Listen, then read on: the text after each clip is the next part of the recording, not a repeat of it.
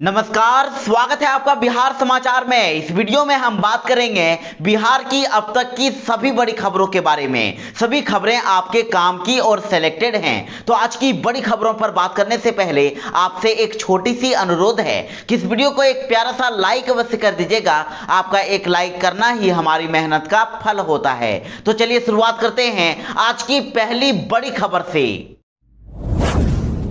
बिहार में आज भी भारी बारिश को लेकर अलर्ट जारी कर दिया गया है। बिहार में आज भी भयंकर बारिश होने वाली है। देखिए, मौसम विभाग के द्वारा एक रिपोर्ट जारी की गई है और उसके अनुसार कहा जा रहा है कि अगले 24 घंटे के अंदर बिहार के अधिकतर जिलों में अधिक से अधिक बारिश, आंधी तूफान और वज्रपात होने की संभावना है। और साथ ही अब इसको लेकर बिहार के लगभग सभी 38 जिलों में खतरनाक येलो अलर्ट जारी कर दिया गया है। और ये अलर्ट अगले 15 जुलाई तक के लिए जारी कर दिया गया है, यानी कि ऐसी ही बारिश और लगातार 3 दिनों तक होने वाली है। तो देखिए, बिहार के जिन जिलों में सबसे ज्यादा बारिश होने वाली है वे जिले हैं पटना, गया, पूर्वी चंपारण, सीतामढ़ी, मुजफ्फरपुर, सिवान, सारण, वैशाली, नालंदा, बेगूसराय, नवादा, बक्सर, लखीसराय और भागलपुर। इन जिलों में सबसे ज्यादा खतरा है क्योंकि यहां पर भारी बारिश के साथ ही वज्रपात को लेकर अलर्ट जारी कर दिया गया है। तो आपको इसके लिए सावधान रहने की जरूरत है। मौसम विभाग ने सबको अलर्ट जारी करते हुए चेतावनी दे दी है कि बिहार में और अगले 24 घंटों के अंदर रिकॉर्ड तोड़ बारिश हो सकती है।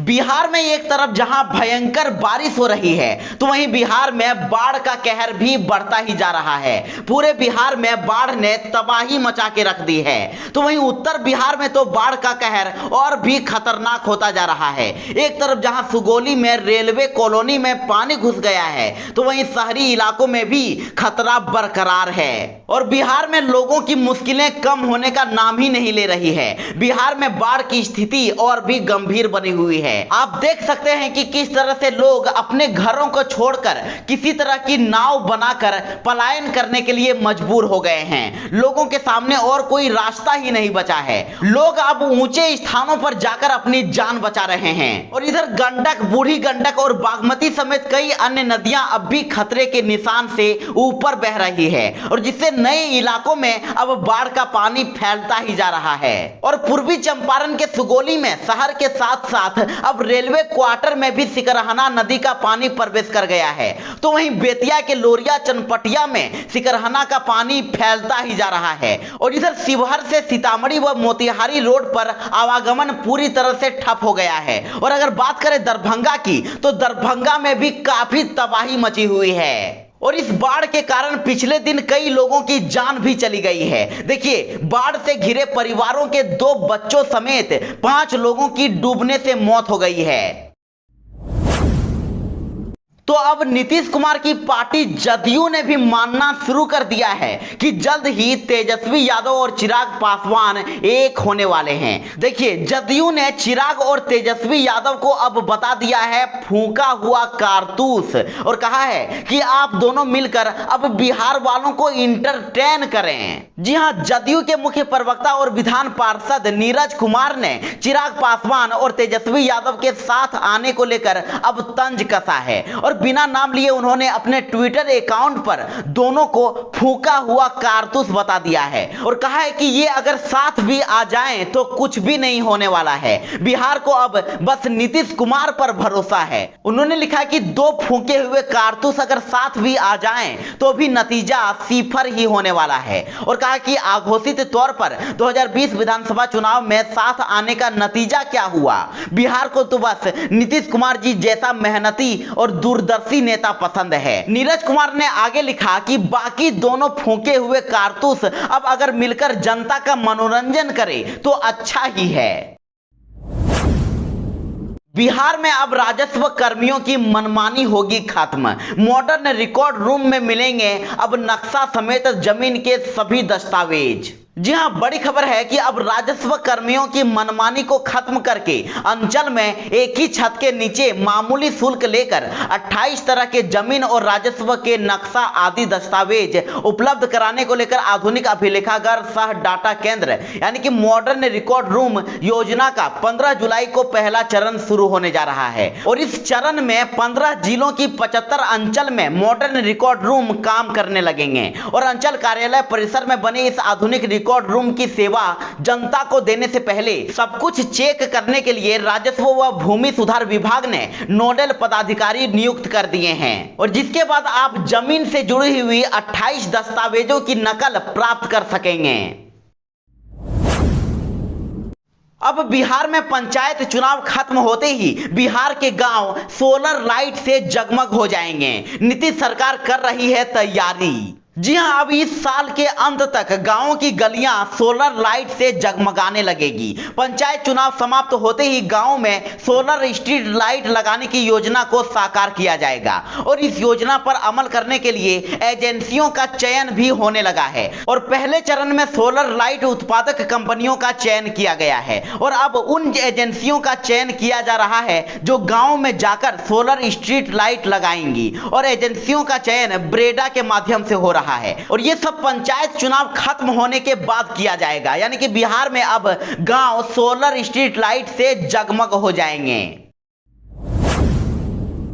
बिहार में कोरोना को लेकर एक अच्छी खबर है। बिहार के 12 जिलों में एक भी नहीं मिले कोरोना संक्रमित। 99% के करीब पहुंच गया रिकवरी रेट। जी हां, बिहार में दूसरे चरण के कोरोना का प्रकोप में लगातार कमी आ रही है और इसका नतीजा है कि शनिवार को राज्य के 12 जिलों में नए कोरोना के एक भी संक्रमित नहीं पाए गए हैं और इनमें बांका, बेगूसराय, भोजपुर, बक्सर, गोपालगंज, जमुई, कैमूर, कटिहार, मधेपुरा, नालंदा, नवादा और सीतामढ़ी जिले हैं। इन जिलों में कोरोना के एक भी संक्रमित नहीं पाए गए हैं। तो वहीं राज्य के 26 जिलों में सिर्फ 87 नए कोरोना संक्रमित पाए गए हैं और साथ ही कोरोना का रिकवरी रेट भी अब 99% के करीब पहुंच गया है। तो वहीं राज्य में पिछले दिनों 1,31,084 सैंपलों की जांच की गई है और अभी राज्य में 865 कोरोना के एक्टिव केस हैं जिनका इलाज किया जा रहा है, जबकि रिकवरी रेट बढ़कर 98.55% हो गया है। तो वहीं कोरोना के कारण 4 लोगों की मौत भी हो गई है। बिहार में बिजली उपभोक्ताओं के लिए एक अच्छी खबर है। अब हाई स्पीड 4G नेटवर्क वाले स्मार्ट मीटर लगेंगे और रिचार्ज कराने पर तुरंत मिलेगी बिजली। जी हां, अब बिहार में स्मार्ट मीटर अब लोगों का सिरदर्द नहीं बनेगा और उपभोक्ताओं को मीटर का रिचार्ज करने पर अब तुरंत बिजली मिल जाएगी और अब रिचार्ज करने के बाद बिजली के लिए घंटों इंतजार नहीं करना पड़ेगा। दरअसल आपको बता दें कि स्मार्ट मीटर वाले कुछ इलाकों से शिकायतें आती रहती है कि मीटर रिचार्ज करने के बाद भी बिजली के लिए घंटों इंतजार करना पड़ता है और उपभोक्ताओं के बीच इसको लेकर परेशानी बनी रहती है। तो इस गंभीर समस्या को देखते हुए अब बिजली कंपनी इसमें बड़ा बदलाव करने जा रही है और अब कंपनी ने हाईटेक स्मार्ट मीटर को बदलने का निर्णय लिया है और अब स्मार्ट मीटर 4G होगा और जिसका नेटवर्क हाई स्पीड होगा और जिसमें 4G का सिम इस्तेमाल होगा। बिहार में आज से खुल गए 10वीं के ऊपर के सभी स्कूल। कक्षा की कुल छात्र संख्या के आधे बच्चे आज और आधे कल आएंगे। जी हां, कोरोना की दूसरी लहर में 98 दिनों तक बंद रहने के बाद आज बिहार के शिक्षण संस्थानों में पहली बार रौनक लौट आई है और राज्य में 10वीं के ऊपर के स्कूल आज से खुल गए हैं। तो वहीं 11वीं और 12वीं के सभी स्कूलों के साथ साथ सभी डिग्री कॉलेज, सभी सरकारी और निजी विश्वविद्यालय और तकनीकी शिक्षण संस्थान आज से 50% उपस्थिति के साथ खुल गए हैं। यानी कि विद्यार्थियों की कुल संख्या में से आधे विद्यार्थियों को ही स्कूल बुलाया गया है और आधे विद्यार्थियों को कल बुलाया जाएगा। तो वहीं शिक्षा मंत्री विजय कुमार चौधरी ने कहा है कि सभी शिक्षण संस्थानों में कोरोना गाइडलाइन का पालन करना जरूरी होगा और संक्रमण का दौर अगर फिर से ना लौटे तो ही बेहतर होगा और धीरे धीरे नीचे की कक्षाएं भी खोली जाएगी। और साथ ही विजय कुमार चौधरी ने यह भी कहा कि शिक्षण संस्थानों के ऊपर संक्रमण को नियंत्रित करने की बड़ी जिम्मेदारी है। पटना में अगस्त से शुरू होंगे 9 जन सुविधा केंद्र। आधार कार्ड और पासपोर्ट समेत मिलेंगी कई सुविधाएं। जी हां, एक बड़ी खबर है कि अब स्मार्ट सिटी पटना में अगस्त के पहले सप्ताह से ही 9 जन सुविधा केंद्र की शुरुआत कर दी जाएगी और पटना स्मार्ट सिटी लिमिटेड की ओर से पूरी तैयारी भी कर ली गई है और जन सुविधा केंद्र संचालन के लिए एक निजी एजेंसी का चयन भी कर लिया गया है। तो अब पहले चरण में 9 वार्डों में जन सुविधा केंद्र का शुभारंभ होगा और दूसरे चरण में 18 जन सुविधा केंद्र का निर्माण जल्द ही शुरू होगा और इन जन सुविधा केंद्रों के जरिए आधार कार्ड, आवास प्रमाण पत्र, जन्म मृत्यु प्रमाण पत्र, होल्डिंग टैक्स, कचरा शुल्क, टैक्स लाइसेंस शुल्क का भुगतान, सरकारी स्कूल और कॉलेज की फीस, पैन कार्ड, बिजली बिल, राशन कार्ड, जाति प्रमाण पत्र, आय प्रमाण पत्र, टैक्स भुगतान, म्यूटेशन शुल्क, passport, voter ID, post office और जिला प्रशासन जैसी सुविधाएं उपलब्ध कराई जाएगी। बिहार में अब फिर से लगेगा जनता का दरबार। सीएम नीतीश कुमार आज से सुनेंगे लोगों की समस्याएं और शिकायत और ऑन स्पॉट देंगे निर्देश। जी हां, बिहार में आज से फिर से जनता दरबार लगना शुरू हो गया है और मुख्यमंत्री नीतीश कुमार एक बार फिर से जनता के दरबार कार्यक्रम में उपस्थित हो रहे हैं। तो अब सुबह 10:30 बजे से लेकर मुख्यमंत्री आम लोगों की शिकायतें सुनेंगे और कोरोना प्रोटोकॉल की वजह से इस बार जनता दरबार थोड़ा अलग होगा और इस बार मोबाइल ऐप से शिकायतें मंगाई गई है और अधिकतम 300 से 400 लोगों की शिकायतें सुनी जाएंगी और अब जनता दरबार के दौरान कोरोना से जुड़ी गाइडलाइन और प्रोटोकॉल का पूरा पालन होगा और ये हर महीने में 3 सोमवार को होगा। तो अब जनता के दरबार में मुख्यमंत्री कार्यक्रम में हो रही सुनवाई का वेबसाइट पर भी लाइव टेलीकास्ट किया जाएगा।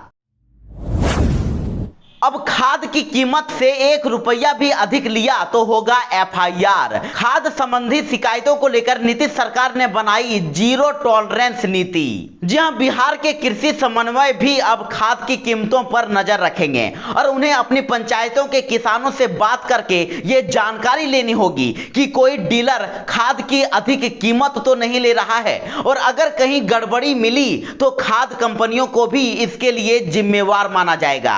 कृषि निदेशक आदेश सितरमारे ने खाद संबंधी किसी भी शिकायत को लेकर जीरो टॉलरेंस नीति बनाई है और नीति में कृषि अधिकारियों के साथ खाद कंपनियों को भी जिम्मेवारी तय कर दी गई है और विभाग ने अपनी नीति में डीलर द्वारा खरीदार को रसीद नहीं देना, स्टॉक को सही जानकारी और कीमत प्रदर्शित नहीं करना, बिना लाइसेंस खाद की बिक्री करना या फिर यूरिया के साथ दूसरी खाद को टैग करके बेचना आदि अनियमितताओं के लिए कंपनियों को जिम्मेवार माना गया है और ऐसी स्थिति आने पर 24 घंटे में एफआईआर दर्ज हो जाएगी।